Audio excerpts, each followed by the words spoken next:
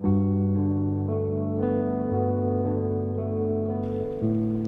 discovery of gold in Victoria in the early 1850s precipitated a quite unanticipated wave of humanity pouring into the colony. As a result, Victoria's population went from 70,000 in 1850 to 500,000 by 1860. By the mid-1850s, the township of Newstead had begun to emerge. The settlement became a convenient Loddon River crossing place for travellers passing through the area to places further west, like Talbot or Maryborough, or even distant Adelaide, and centres to the south like Dalsett and Ballarat.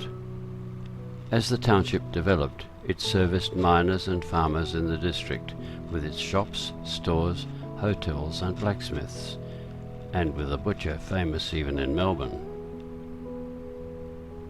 Initially, travellers crossing the Loddon at Newstead were obliged to ford the river, but this was difficult due to a steep riverbank at that location. To encourage passing trade, bullock drivers' home at Newstead erected a simple log bridge across the Loddon in 1855. A replacement bridge was paid for by Newstead Hotel, but the collection of tolls for this private venture subsequently proved to be unlawful. The township was also graced by an ill-fated government punt across the Loddon above Newstead in 1856, but this proved to be something of a white elephant, was swept away by floods in 1857, and the service was abandoned.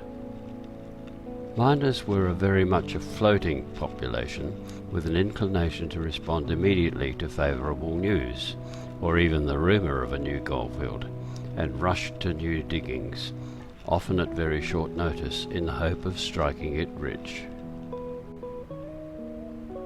There was much hardship. Life for most miners and small farmers was very harsh.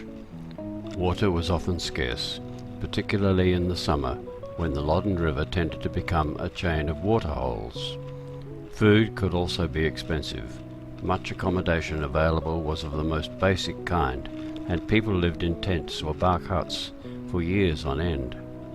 Schools were also conducted in tents to begin with, for those children lucky enough to be able to attend class. Such medical treatment as was available was limited in scope, and any serious injury or illness could quickly result in death.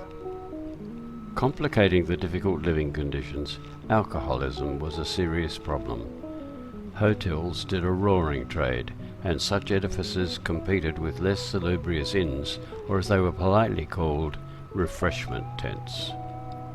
Less congenial establishments were the official grog shanties, which seemingly existed for another purpose. Are there no police to look after the grog shops? They flourish here like mushrooms, and it is melancholy that nearly all the money got for wages here goes for drink in these accursed places. Unfortunately, theft was endemic in colonial society. Robbery under arms was a hazard of the road, and individual travellers were particularly vulnerable. Violent crime was prevalent, and it is said that many acts of violence, even murder, were unreported. On occasion, the diggers were known to administer their own form of justice to claim jumpers, without the involvement of the police or the courts. Nevertheless, the police gradually became more effective. They were assisted by the emergence of newspapers throughout the more settled areas. News of serious crime could then be circulated widely, and the assistance of the community sought to bring alleged criminals to justice. The trial judge was sometimes Justice Redmond Barry, perhaps best remembered as the judge who sentenced Ned Kelly to death.